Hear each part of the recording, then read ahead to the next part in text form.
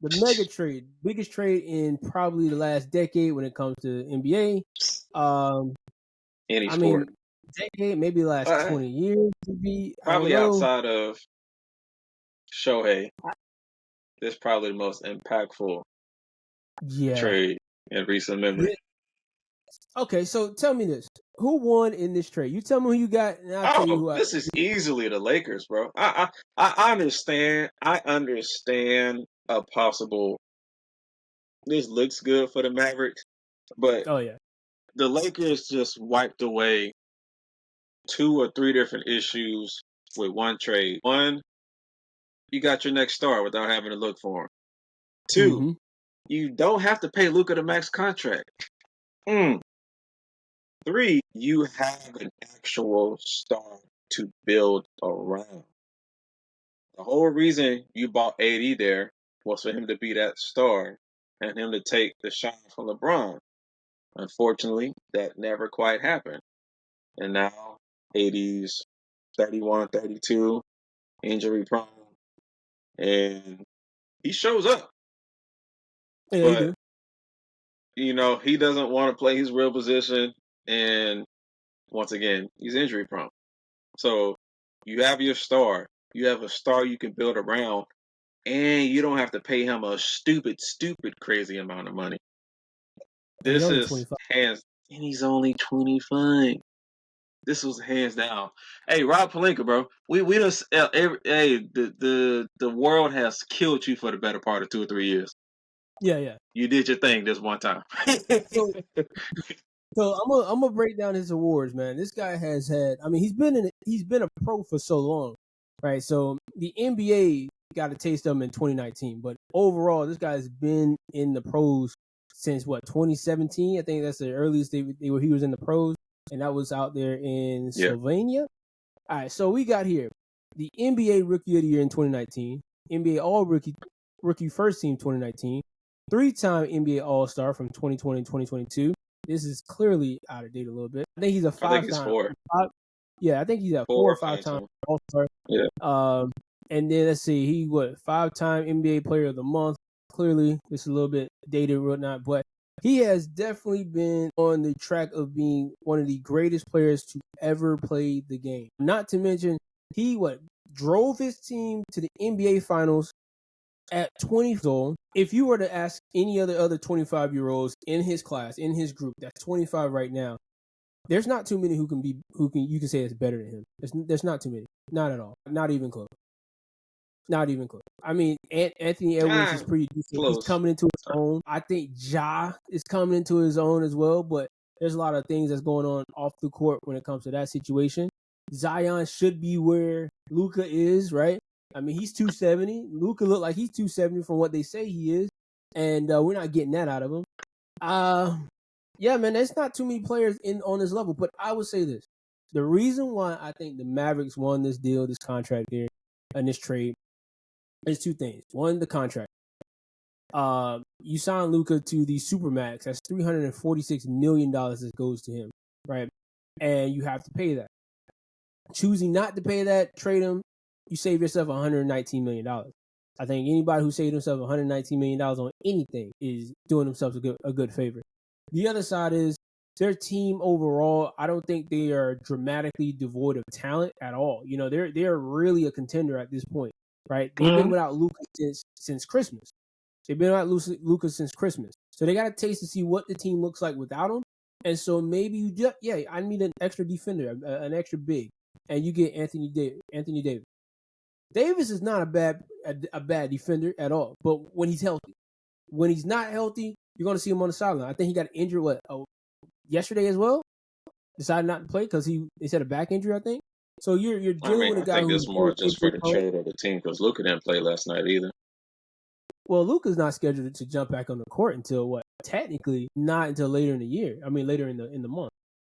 He can play. I think he's able to play, but I think he's not scheduled in terms of physical ability not until later in the month. And one of the matchups that happen later in the month, I think is February 3rd. It is the Lakers versus the Mavs. And so that's going to be a primetime game regardless. So now, but they they definitely upped the ante on that one, man. You definitely put all the sauce and magic into it. And overall, the NBA right now, currently, they also winning this in a few different ways. One, for the longest, you haven't had anything to talk about when it comes to the NBA other than what? Is LeBron still going to keep playing past 40? Is Bronny going to live up to the LeBron James thing, right? Who's the other guy? Oh, Jimmy Butler. Is he going to play or not? Is he going to get traded or not? Right? All these storylines are very boring, right? We get more entertainment from watching the NBA players on the podcast than we do from actually watching them on the court, which has become the issue, right? Not saying the players ain't good and they don't deserve some time to rest, but the quality of the game so far has been so terrible, so terrible. Our legends are as good as they can be, but they're about to retire, and so that's been the only news you'll be able to see for the NBA. Nothing truly on the court has told you I need to watch this game.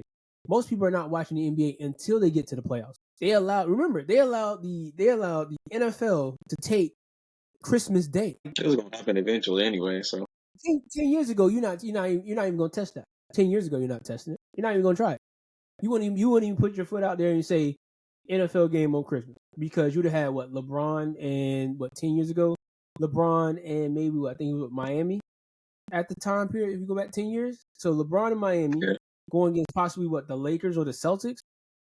Probably gonna watch that game than watching an NFL game. But this time the NFL stepped out on a limb and took over that day. So I think the NBA is looking for a reason for people to actually watch the game. And this trade, I mean, it's a seismic trade.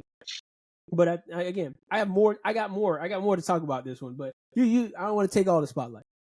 no, because you remember, you said this was the owners taking it back power, and I was like, yeah, definitely, they definitely are. But in my head, I thought it would take time. But after you said it that night or the next day after, and then I was watching ESPN the next morning, and then I was like, I heard Jay Williams say something about it. I heard Stephen A. say something about it. I was like, okay, this is a good take back of power. And then something else came to my mind as well. Um, for people who don't know, what Dallas did was a huge power move. Outside of what they say about Luka, he himself, him being out of shape, blase, blase, blase. That's one thing. So they were kind of ridding themselves of him. Because they traded him, he is not eligible for the Supermax. Rejected. He has to wait for that now, for a good, I think, at least another 2 or 3 years. So that he at this point he's only eligible for what I think it's like 220 compared to the 300 plus million that he would have been eligible for. They robbed this man. I ain't gonna say they robbed him, but they essentially they robbed him of over $100 million that could have went to his pocket. So with that, a player in his prime. So with that, you pretty much said, we know who you are. Once again, we know who you are.